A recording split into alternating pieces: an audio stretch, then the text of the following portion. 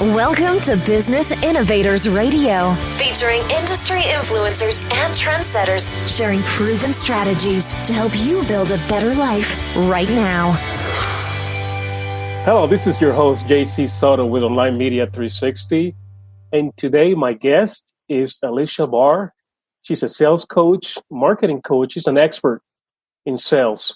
So today we're going to talk about how to use an easy conversation and turn it into sales. So welcome to the show, Aleasha.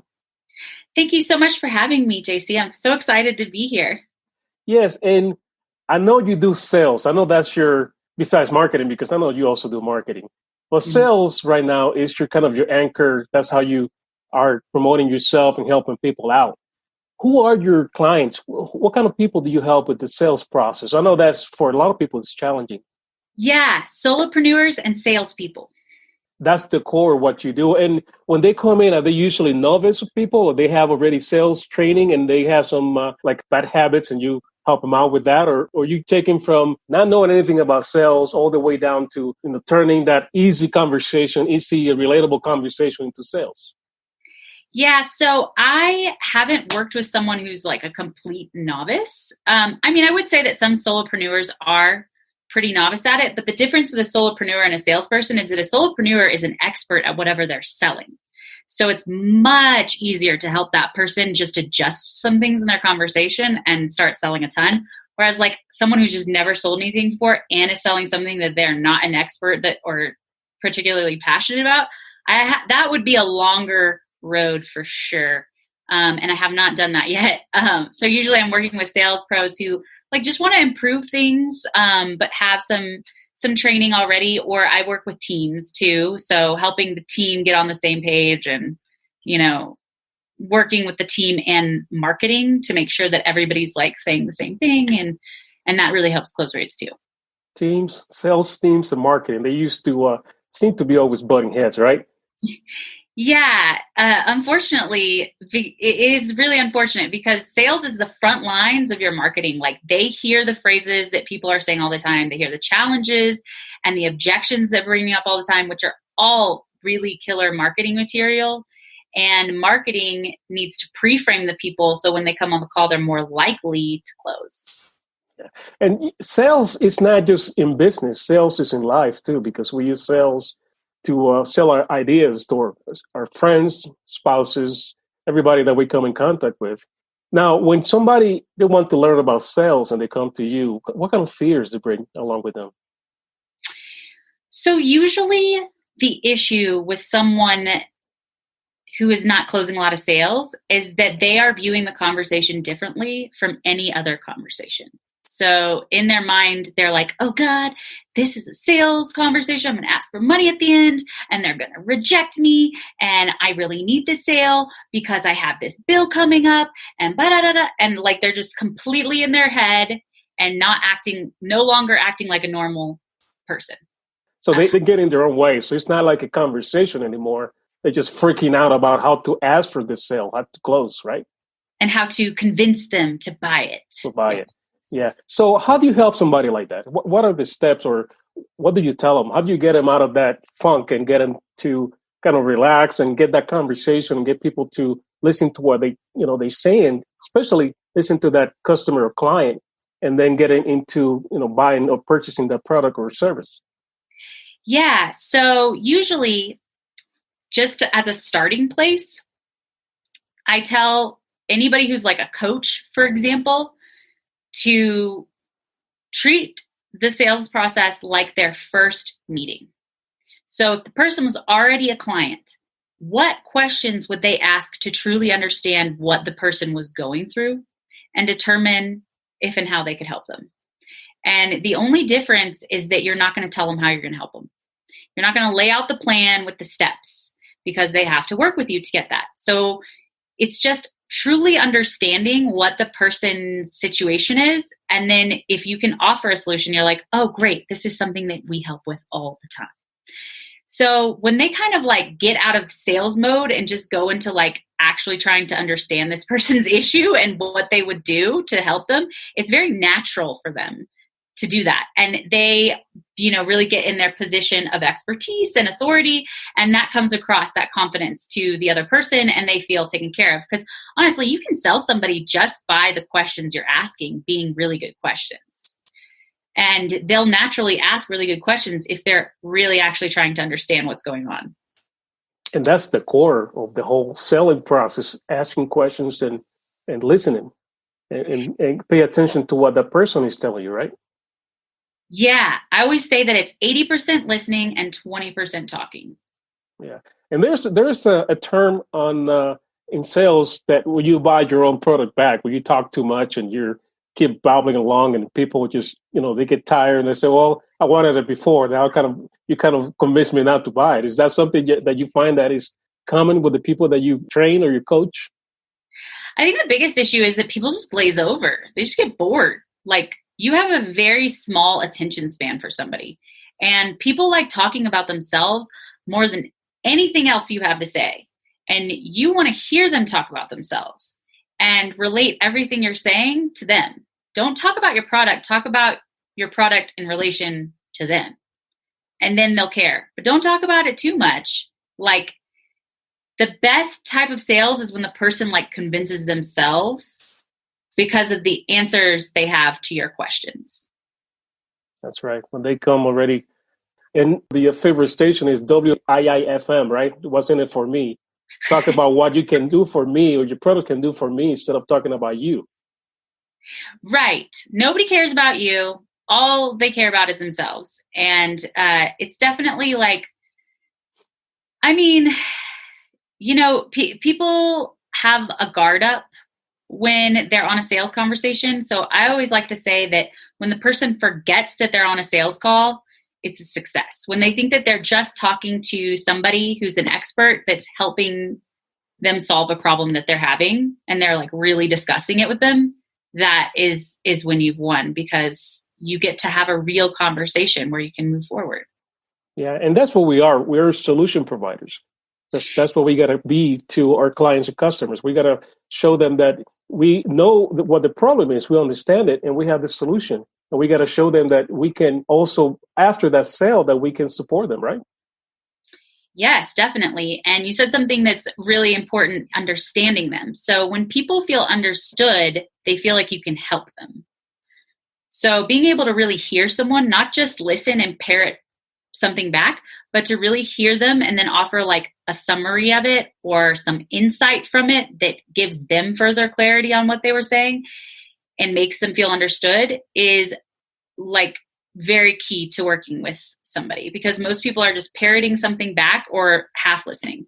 Yeah, the paramount. It's like a doctor. When you go to see the doctor and he asks you all the questions and he do all the testing before he prescribe what the solution is going to be. This is similar to the same concept, being really patient and asking those questions. And like you said, really listen to what they're talking about and take notes maybe. Keep a really sharp ear on what they're telling you, right?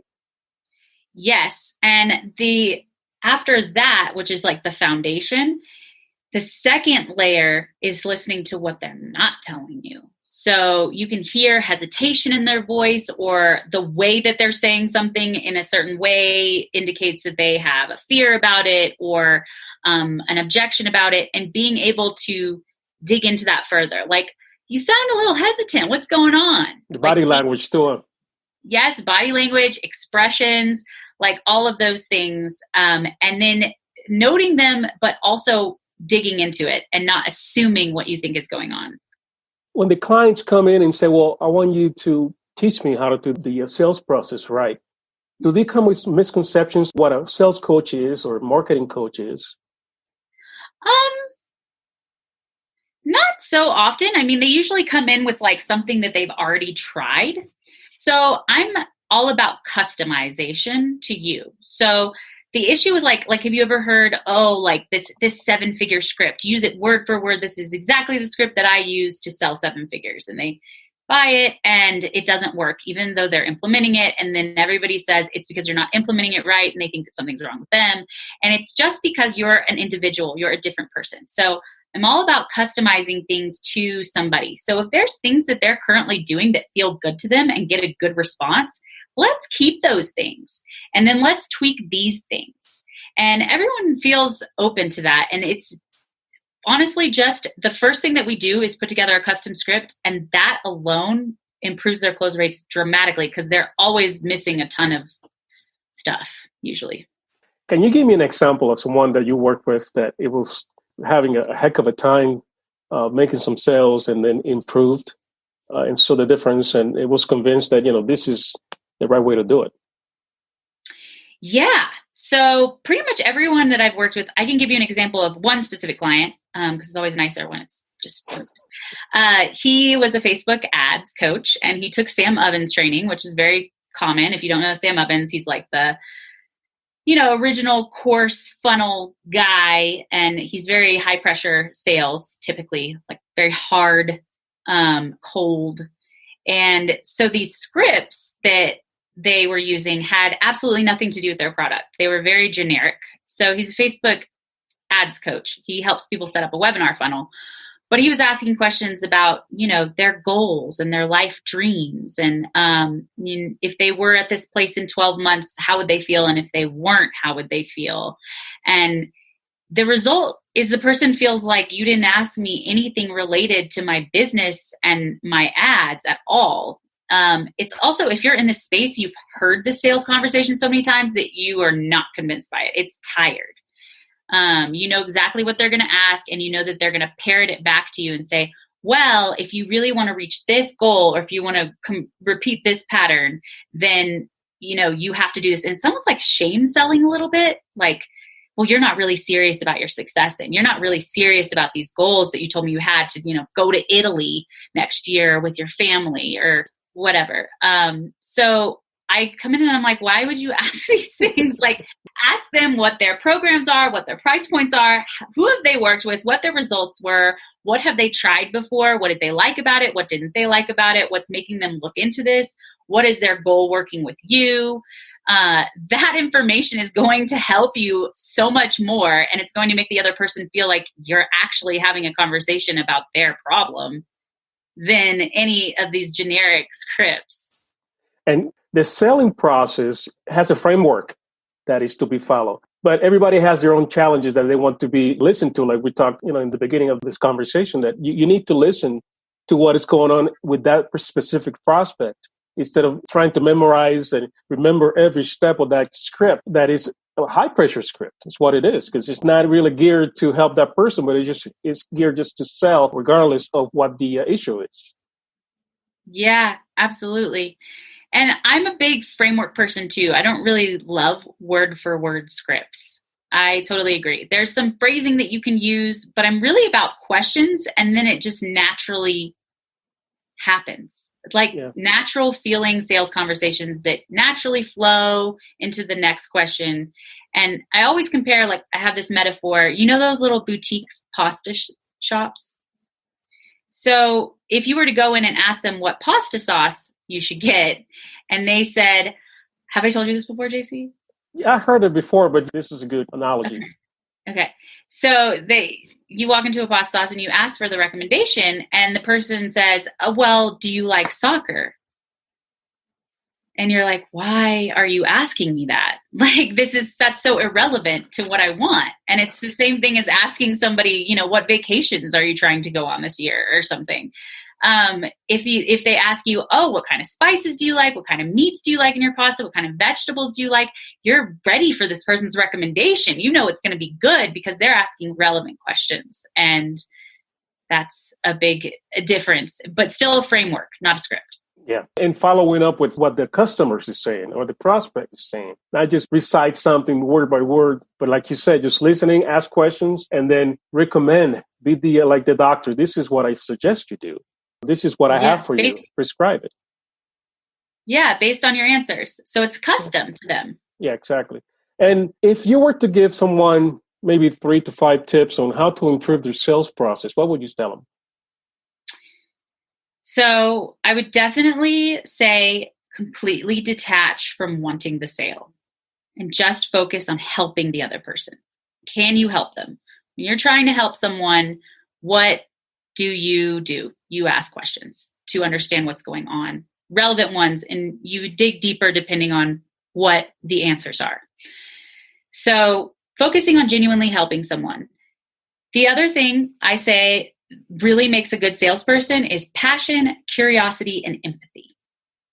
So if you're excited about the result that they're going to get, they're going to be excited about the result that they're going to get working with you. And curiosity plays obviously into the questions that you need to genuinely want to find out what's going on. And then empathy is being able to understand where they're coming from and offer them that customization that they need moving forward based on where they've been. So I understand that you've been burned before. That's really difficult. We make sure that you're taken care of because of XYZ reasons, or I understand that when somebody doesn't communicate with you like your last experience, how frustrating that is. That's why we have 3 meetings a week. Not that anybody would really want that, but you know what I mean. And another one is, oh my God, I just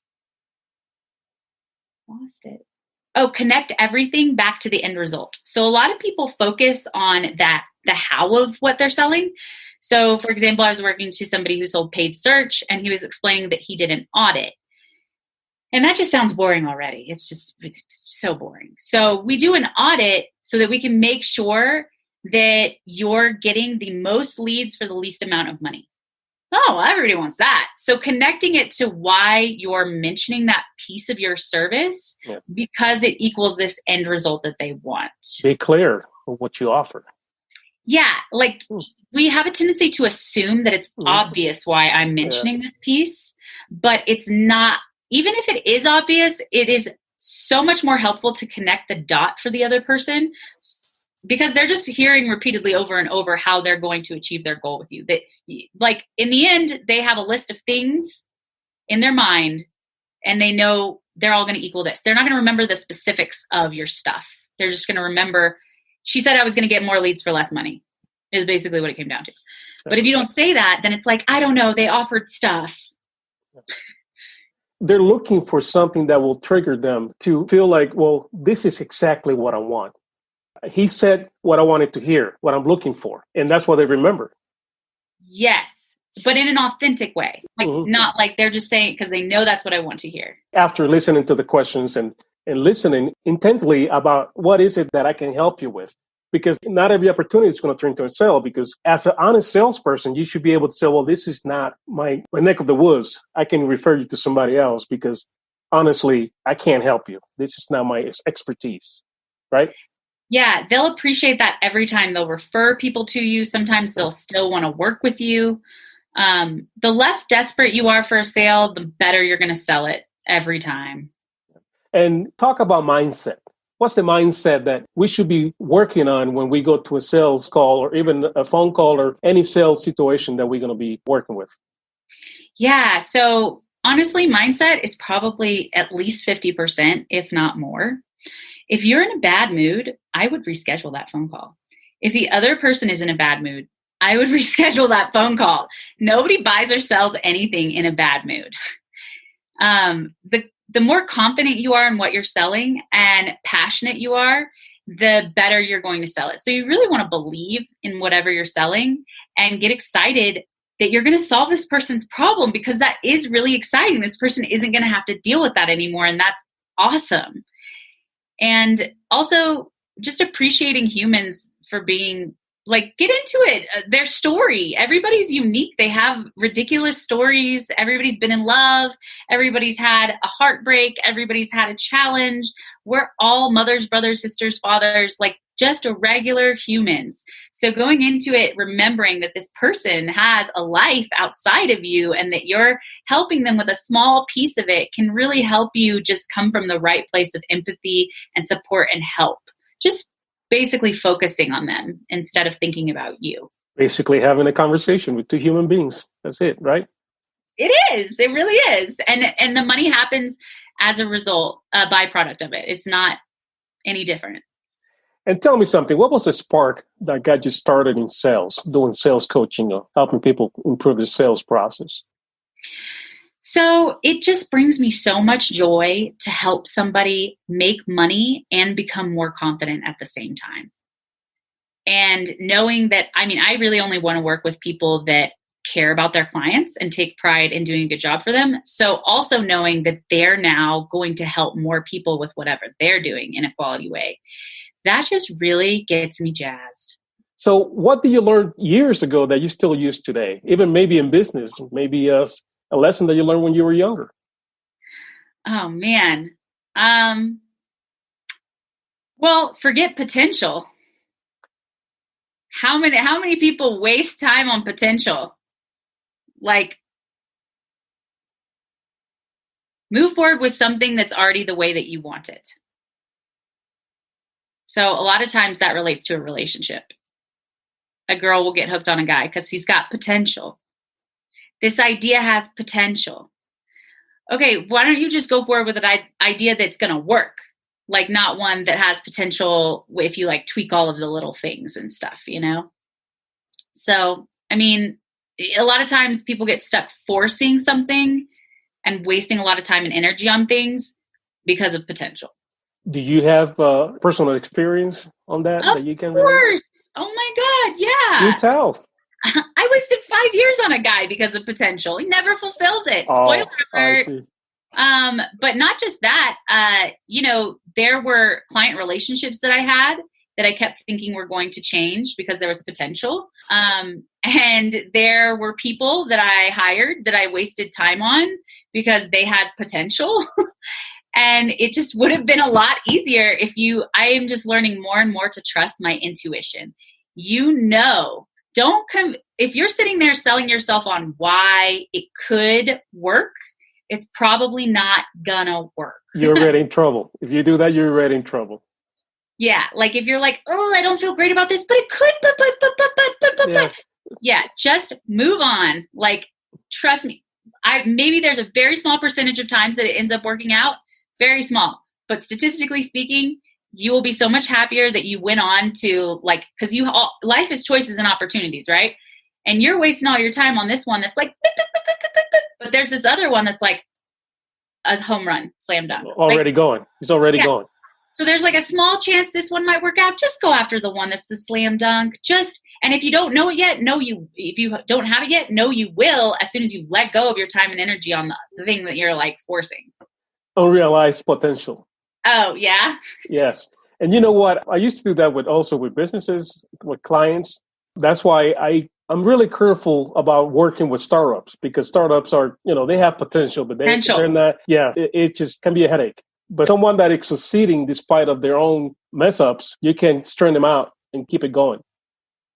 It's just risky, statistically speaking, and a lot of times doesn't work out. And it's a frustrating. Like, even though you might win, it was a frustrating road to that win. And I mean, some people like that, I guess, but I'm not really into that. Like, I like a challenge, but I'm not trying to be frustrated the entire time. I think it's more fun when it's like effortless.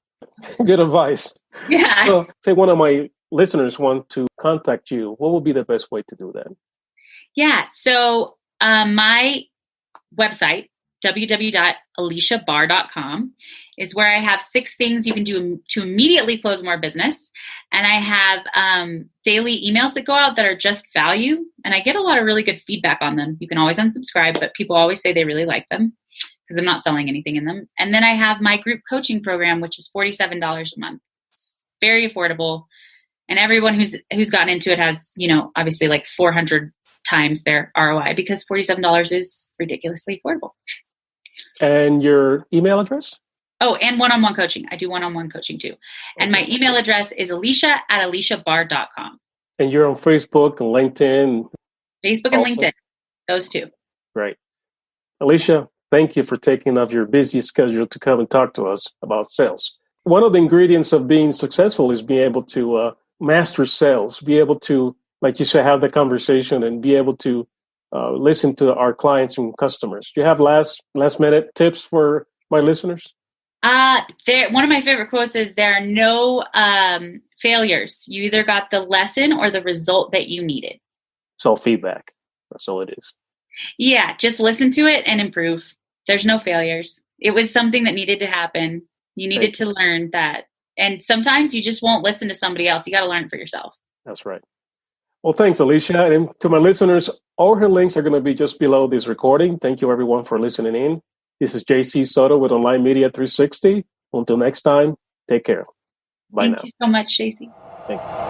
Thanks for listening to Business Innovators Radio. To hear all episodes featuring leading industry influencers and trendsetters, visit us online at businessinnovatorsradio.com today.